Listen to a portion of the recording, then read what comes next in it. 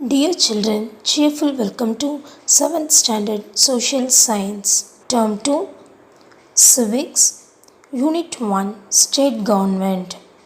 Students, in this session, we are going to recognize the difference between Parliament and State Legislative, understand the election procedures, know the powers and functions of Governor and Chief Minister, wonder how the government works, identify the three main organs of the government: the legislative, executive, and judiciary.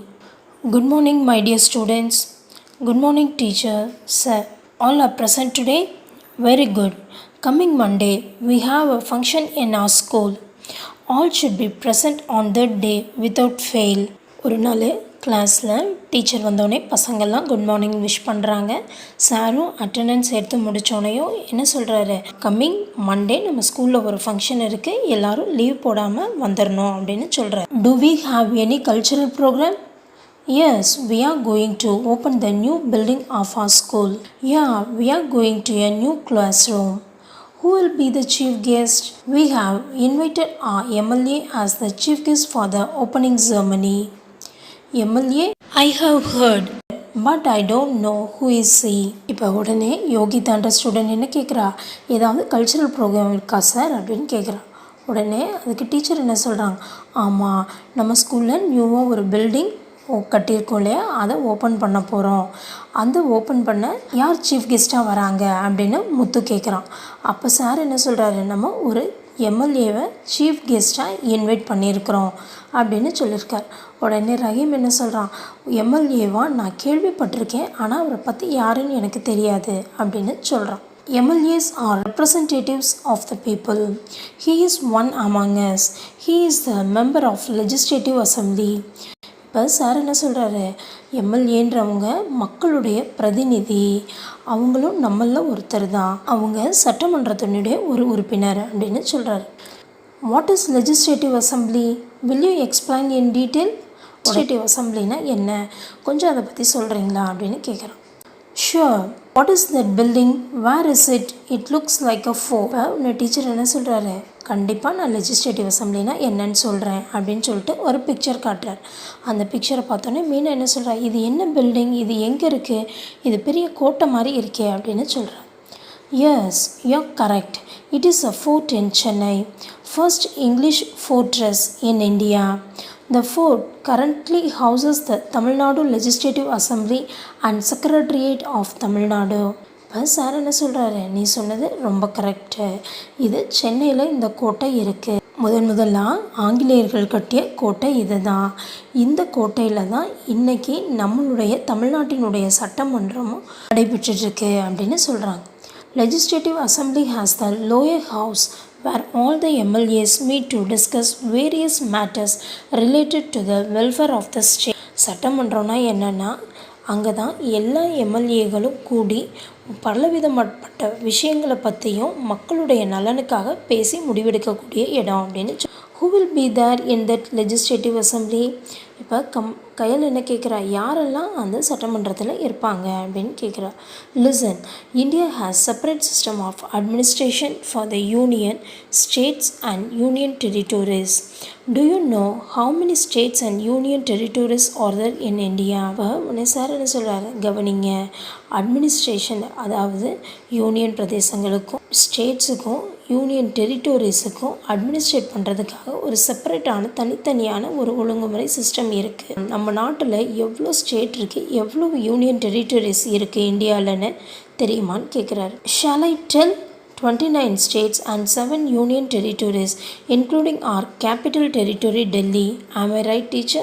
Ravi உடனே sir சொல்கிறார், நான் சொல்லட்டுமா, 29 மாநிலங்களும் 7 union பிரதேசங்களும் நம்மளுடைய டெல்லியையும் சேர்த்து இருக்குது sir, சரியா அப்படின்னு கேட்க. Exactly, as I set already, power is divided between two sets of governments, one at the central in Delhi and separate government for all the states.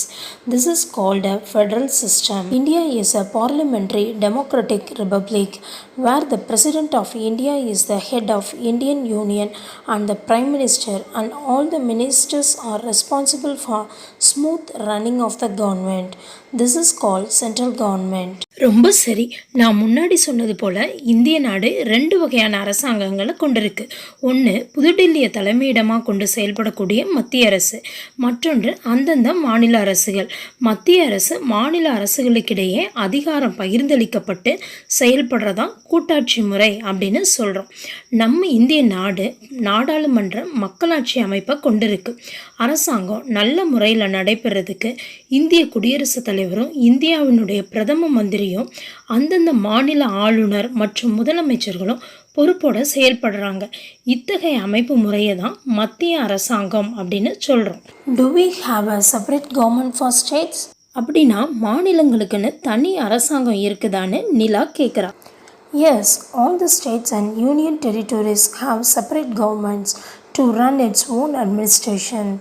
Governor, Chief Minister and all the ministers constitute the government. The member of the parliament is called MP, whereas the member of legislative assembly is called MLA. Both the central and state governments work according to our constitution. ஆமாம், இந்தியாவில் இருக்க அனைத்து மாநிலங்கள்லேயும் union பிரதேசத்துலேயும் தனித்தனியாக அரசாங்க அமைப்பு இருக்குது. இந்த அமைப்பில் ஆளுநர், முதலமைச்சர் மற்றும் அமைச்சர்கள்லாம் இருக்காங்க. பாராளுமன்ற பேரவையில் உள்ளவர்களை பாராளுமன்ற உறுப்பினர், அதாவது எம்பினும், சட்டமன்ற பேரவையில் இருக்கிறவங்கள சட்டமன்ற உறுப்பினர் எம்எல்ஏனும் நம்ம சொல்கிறோம். அதனால தான் நம்முடைய அரசியலமைப்பில் மத்திய அரசும் மாநில அரசும் இணைந்து செயல்படுது. Oh, is MLA going to inaugurate the function? Who appoints him? இப்போ ஜான் என்ன கேட்குறான், இப்போ எம்எல்ஏ தான் நம்மளுடைய ஃபங்க்ஷனை ஆரம்பித்து வைக்கிறாரா, அவரை யார் அப்பாயிண்ட் பண்ணுறா அப்படின்னு. No my child, MLAs are not appointed. They are elected by the people through general election. In the previous lesson, we have studied about the political parties. Do you remember? These political parties play a vital role in election. For election, the entire state is divided into several constituencies. On the basis of the population, political parties nominate their candidates to each constituency. All the people residing in that constituency who has completed 18 years of age cast their vote. இப்போ teacher என்ன சொல்கிறாங்கன்னா, சட்டமன்ற உறுப்பினர்களை யாரும் நியமிக்கிறது கிடையாது. அவங்க பொது தேர்தல் மூலமாக மக்களால் தேர்ந்தெடுக்கப்படுறாங்க. நம்ம முந்தைய வகுப்புகளில் அரசியல் கட்சிகளை பற்றியெல்லாம் படிச்சிருக்கோம். இந்த அரசியல் கட்சிகள் தான் தேர்தலில் குறிப்பிடத்தக்க அளவில் பங்காற்றுறாங்க. தேர்தலுக்காக நாடு மக்கள் தொகையை பொறுத்து பல தொகுதிகளாக பிரிக்கப்படுது. ஒவ்வொரு தொகுதியிலையும் தங்களுடைய வேட்பாளரை அரசியல் கட்சிகள் நிறுத்துகிறாங்க. அந்தந்த தொகுதியை சேர்ந்த 18 வயது நிறைவடைந்த வாக்காளர்கள் தங்களுடைய வாக்குகளை தங்களுக்கு பிடிச்ச வேட்பாளர்களுக்கு அளிக்கிறாங்க. The candidate who gets more number of votes is declared as elected and becomes MLA. The Election Commission of India conducts and monitors the elections. After the election, the party which gets the more number of MLAs is declared as the majority party. அதிக எண்ணிக்கையில் வாக்குகளை பெறக்கூடிய வேட்பாளரை வெற்றி பெறார். அப்படி வெற்றி பெற்றவரை தான் சட்டமன்ற உறுப்பினராக நம்ம தேர்ந்தெடுக்கிறோம். தேர்தல்களை நடத்துகிறதும் அவற்றை கண்காணிக்கிறதும் இந்திய தேர்தல் ஆணையத்தோட பணியாக இருக்குது. தேர்தல் முடிவுகளுக்கு பின்னாடி எந்த கட்சியில் அதிக எண்ணிக்கையில் சட்டமன்ற உறுப்பினர்கள் தேர்ந்தெடுக்கப்படுறாங்களோ அந்த கட்சியே பெரும்பான்மை கட்சியாக உருவாகுது. The governor calls the leader of the majority party to form the state government. In simple words, a party whose MLA has won more than half the number of constituencies in the state are called ruling party and forms the government. And the party which gets the total number of seats next to the majority party acts as an opposition party in the legislature.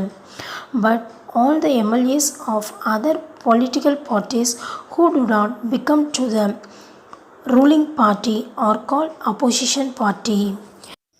ஆளுநர் அந்த பெரும்பான்மை கட்சியை உறுப்பினர்களை கொண்ட கட்சியோட தலைவரை அழைச்சி மாநில அரசாங்கத்தை அமைக்குமாறு அழைப்பு விடுக்கிறார்.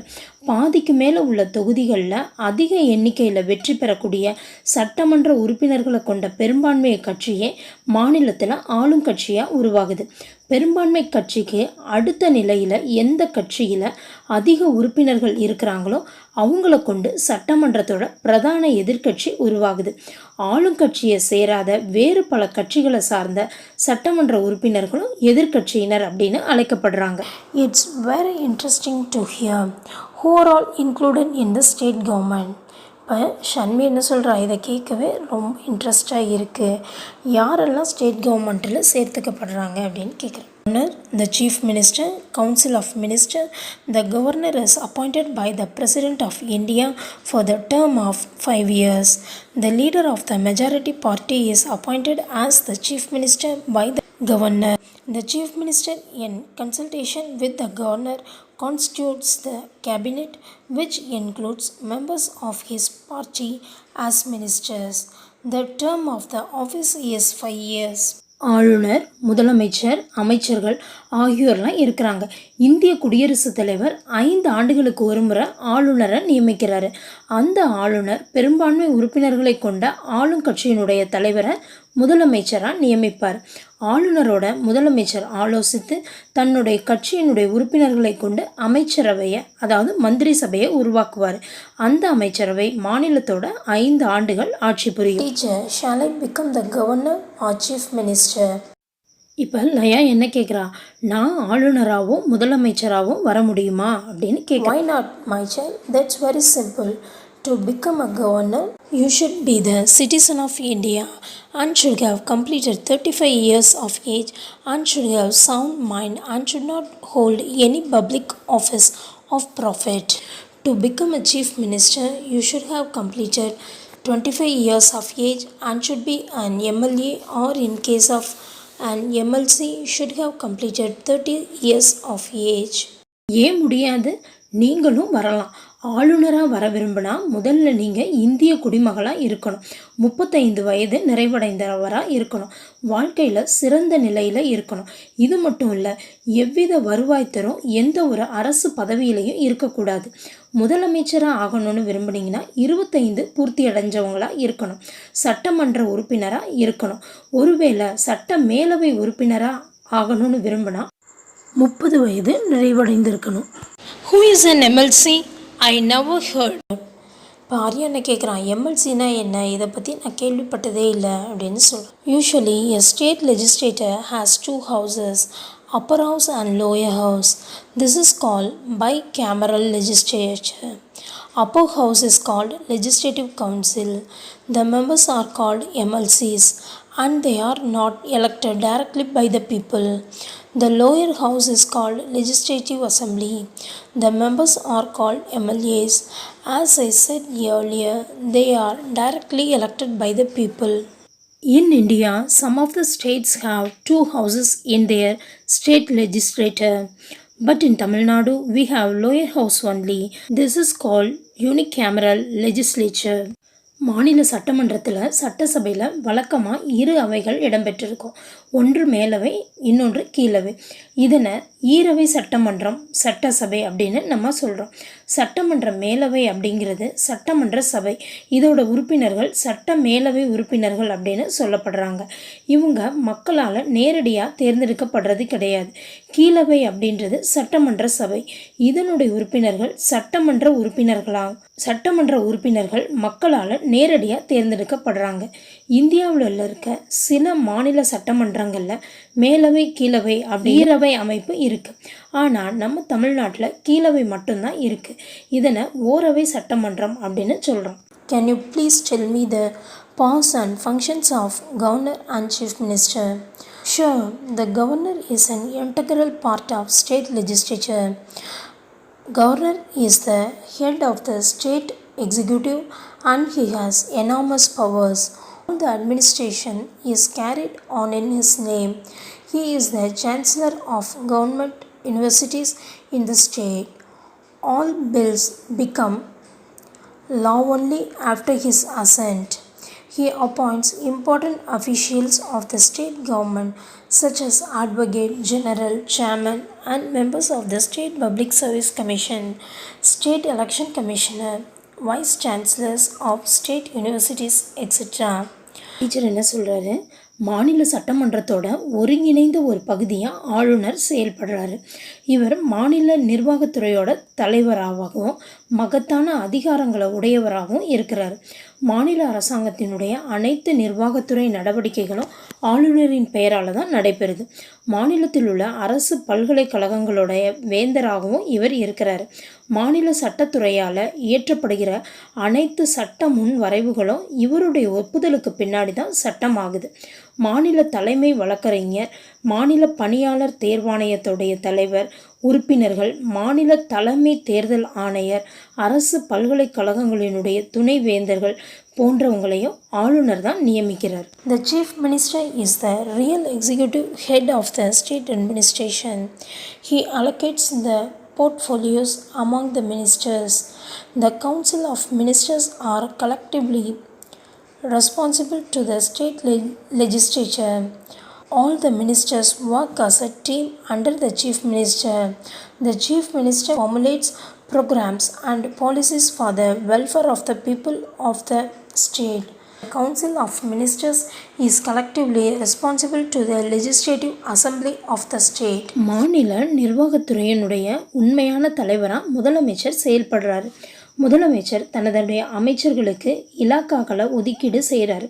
அமைச்சர்கள் தனிப்பட்ட முறையிலையும் கூட்டமாகவும் மாநில சட்டசபைக்கு பொறுப்புடையவங்களாக இருக்கிறாங்க.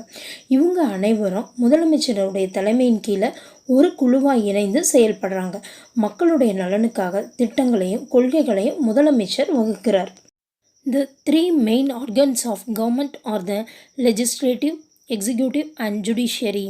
The legislative branch makes laws, the executive branch enforces the laws and the judiciary interprets the laws. அரசாங்கத்தில் சட்டமன்றம், நிர்வாகத்துறை, நீதித்துறை அப்படின்னு 3 பிரிவுகள் இருக்குது. சட்டமன்றம் சட்டங்களை இயற்றுது, நிர்வாகத்துறை சட்டங்களை செயல்படுத்துது, நீதித்துறை சட்டங்களை நிலைநாட்டுது. Judiciary, are you saying about the courts, teacher? Yes, the high courts are the highest judicial organ at the state level. It is an independent body. As per the constitution, there shall be a high court in each state. The state of high court consists of a chief justice and other judges.